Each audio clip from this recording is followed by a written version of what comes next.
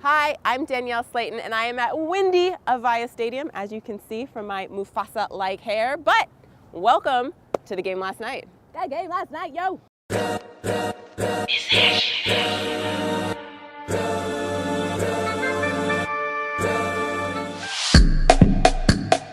Hey gang, thanks for clicking play and for joining me, Olivia Christian, your host, for another episode of The Game Last Night.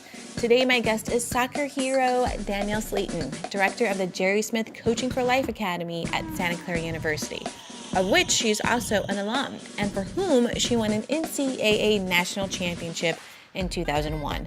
Most excitingly, in my opinion, she's a former member of the U.S. women's national soccer team, and she won a silver medal, which is actually platinum, at the Sydney Olympics in 2000. We met up with her at Avaya Stadium, a home of the San Jose Earthquakes, because she's an analyst with NBC Sports Bay Area covering the team.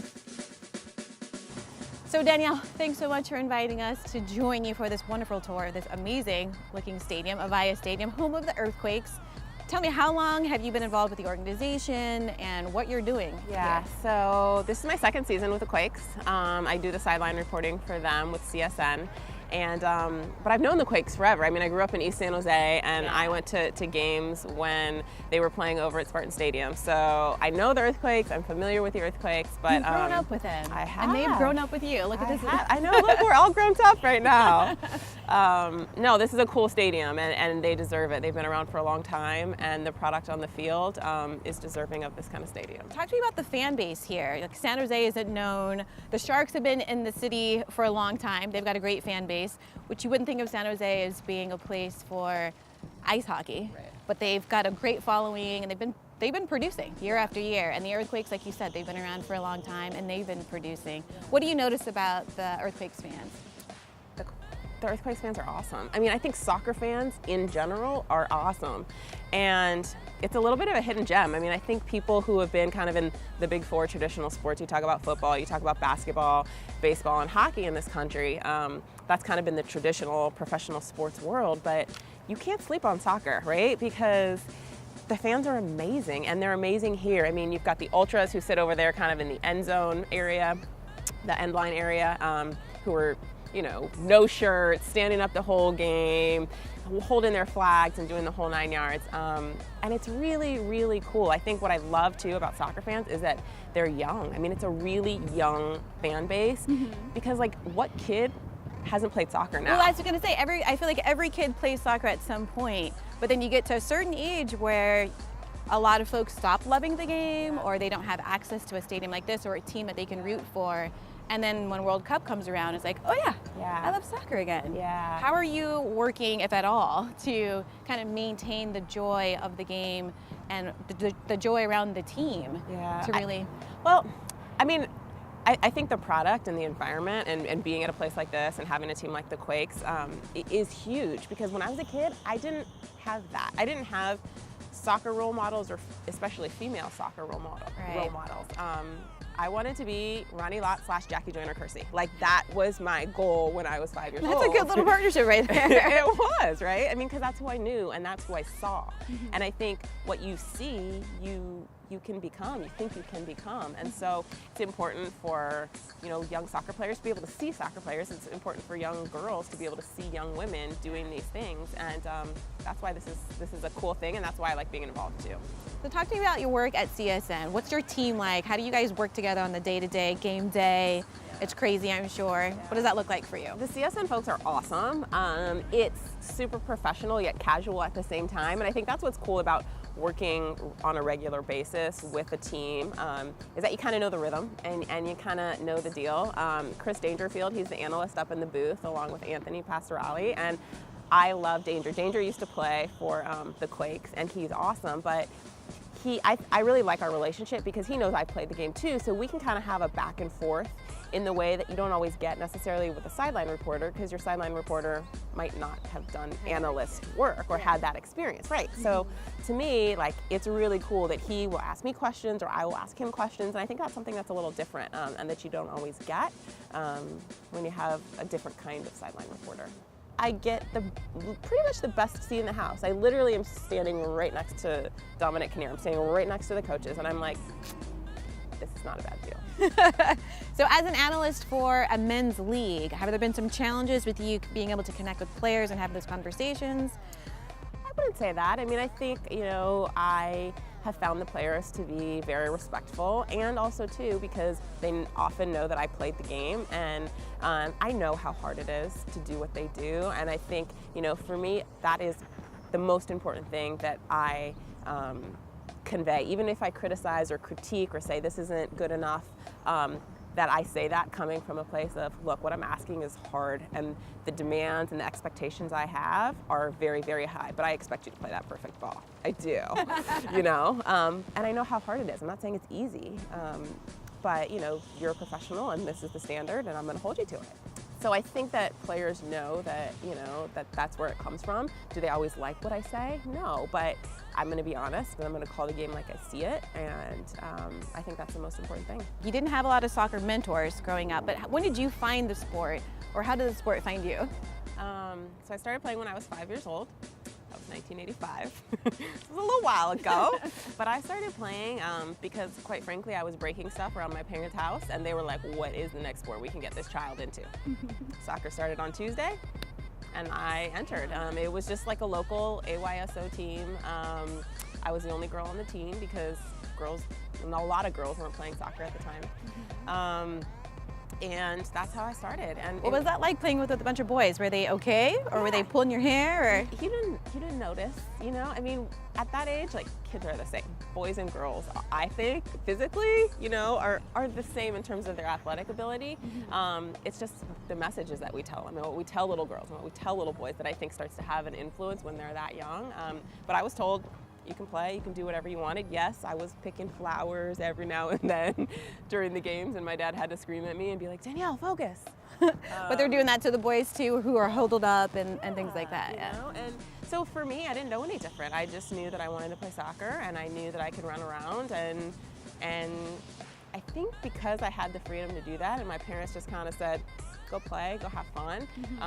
I didn't feel that pressure. I didn't feel that stress or that expectation of having to be great. It wasn't about that. It was just go have a good time. And I think for me, that's where the love of the game really started. Well, when did the pressure set in? Like, at some point you realized you're pretty good, and you're continuing with the game. You're going to junior high and high school, playing club teams. When did you get the feeling that, like, this is something I want to pursue and be aggressive at it and go hard at it because I can make something of myself? I think, to be honest, it was probably a little bit later for me. And I think it was later because, again, like, there wasn't an image of what you could do. Like, you played soccer, and maybe if you were lucky, you got to play in college, but the point was always to go to college to then become a professional at something else. Right. Because there wasn't a way to be professional. I mean, the first Women's World Cup was in 1991. I was 11 years old, so not even a national team, and a full-blown competition existed until the 90s. So for me, I think I was probably in high school when I really started playing competitively. I was the kid who did a ton of different sports. I did softball, volleyball, I ran track. I came from a big track family, and I was kind of the weird one to play soccer and kind of like choose that at the end. But yeah, I mean, it was a little bit later. I would say I was probably about 16 or so when I really, really focused on soccer, and that's when I was starting to get some recognition in terms of regional, youth national team recognition, and that's when I started getting letters from colleges, and I thought, oh, wow, like maybe this thing could work out. But I can say that it wasn't until I was actually in college and they had started the first women's professional league, which was in 99, 2000, right after the Women's World Cup, and that's when I was like, oh, like you can do this for a job and like actually kind of sort of making a living at it, and maybe I should check this thing out. When you mentioned the World Cup and the national team, I'm thinking back to 1999 and where I was. And I feel like this continues to happen. Around World Cup is when we get a lot of attention on, especially the women's soccer team. Because the women are good They're and win kick-ass. all the time. Yeah. But I think about like that big moment for me was when Brianna Scurry made the save in the PKs. But I think most people, or here in the States, really focus on when Brandi Chastain made the PK, ripped off her shirt, and it was like, that's the iconic moment. Do you find yourself ripping off your shirt in your day-to-day life when you succeed at something? Yeah, when I feel really good about myself, I'm like, yeah, I just sent 50 emails today. Woo! The conversation I had with girlfriends who played soccer were like, we always take our shirts off. Like, that's not a big deal. But for people who aren't following soccer or women, it's every few years, it's like, oh, this is the culture that's around it.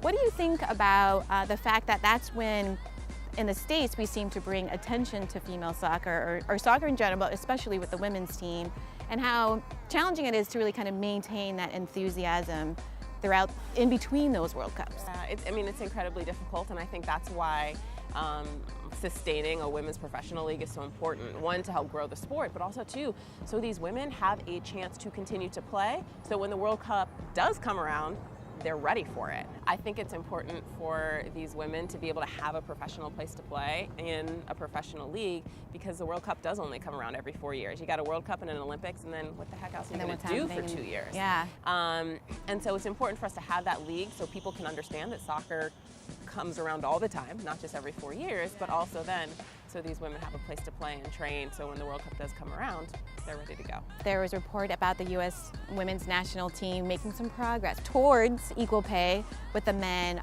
bonus structure, travel accommodations. Why do you think that's still a huge challenge when, again, the women's soccer team does so well and they bring so much attention to the sport when the men aren't performing quite as well, but they're still getting treated like kings comparatively? What's the deal with that? It's history, right? Like, and it's culture in this country, and it's deeper than just soccer and just U.S. soccer. It's everything in so many ways. So I was excited to hear that they reached an agreement on the collective bargaining agreement. I think that's big progress. I think the attention also that came around this issue, to me, is hugely significant, because you look at lawyers, doctors, business women, like, they don't have that same platform that these women did for soccer to be able to say, look, like, women right now, you deserve to be paid equally. You deserve this equal treatment. I mean, I think you see all these women's marches going on. You see, like, there's a real underswell. Is that even a word? I don't even know if that's a word, but we're just gonna roll with that. You know what I mean? But there's like an undercurrent of, of desire for equality, and I think these women had a really great platform to use to be able to help move the needle a little bit forward. I'm excited that they came to that agreement, and are we going to change everything in a day? No, but it's a step forward, and you just keep putting your head down and taking one step after the other, and you believe that we'll get there. And I think it's hugely important for little girls to think, yes, like, strong is sexy, strong is awesome, strong is good. I don't have to look like a model. If I want to look like a model, okay, great. You've done some red lipsticks or some blush every now and then. I love that, right? Like, if that's what you want to do, great. But if you want to go out and kick booty and play soccer or play karate or whatever, like, that's beautiful too. And I think we need to continue to have that message and propagate that message. I think dads, I think moms need to bring their little girls to events to see things like that. I mean, we're of that age, right, where we grew up starting to play the sport, and now we're the ones who are starting to make decisions about how our money's going to be spent and how our time is going to be spent, and that means that we need to go to WNBA events. We need to expose boys and girls. Boys and girls, it's bad. Because this is not like a women's issue. This is a human issue. Right. And I think we both genders need to work towards that. Like, step up. You've gone to France and played. What was it like playing in a country where soccer is called football, first of all, but it's really celebrated? Yeah. The reality, though, is it's a country that celebrates football, right? Celebrates soccer, but for men, I mean, it's the same story, but just so freaking maddening to me. They feel like a broken record. But I do feel like the game is evolving just like it is here on the women's side. It's certainly evolving in Europe and France and Germany. Their leagues are fantastic. Like, they have a Champions League on the women's side. They have these full-on events. And so to me, I felt like I was a little part of, like, helping move the needle there. And now you look at it and you see things just exploding and taking off. But it's cool. Like, getting to play overseas was kind of like my study abroad that I never got to do in college. So that was really cool. And being able to, like, go to Champions League games and sit in these stadiums with all this culture and this history, it was really, really cool. Talk to me about how you transitioned from being a professional athlete to being an analyst. Like, what was that in between time? Yeah. So, girl, let's go to therapy. No, I'm just kidding. No, but I do want to say that, like, moving, like, the end of a professional athlete's career is something that we as professional athletes like don't talk about. And I don't think there's a lot of resources or as many resources, because why would professional teams invest in your transition out of the game? Like once we're done with you, figure that out. Yeah, like we're done. And to me, that's a little bit too, like why it's so, I think what I do at Santa Clara is so important, because we have to prepare people for after sports. Because let me tell you, even if you are Serena Williams or Michael Jordan or Steph Curry, like even you will be done at some point. You can't be a professional athlete for your whole life. So like, what now? And especially for people who aren't the multimillionaires, who might not have like the financial resources, what are you gonna do next? Because you gotta figure something else out. And I think it's a really scary feeling when you're 25 or 30 or 35 or whatever age you are when you stop playing sports, and you're like, what if the biggest, most interesting thing in my life happened to me already? And I'm 25. Like, what am I supposed to do for the next 70 years of my life?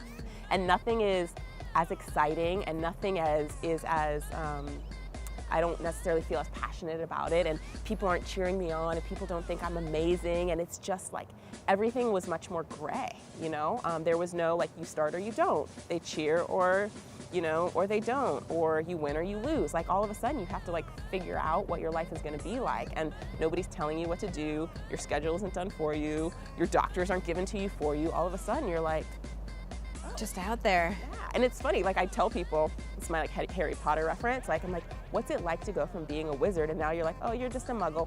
Like you're just like everyone else. And now what? And so I think that transition was really hard. I think it's hard for a lot of athletes.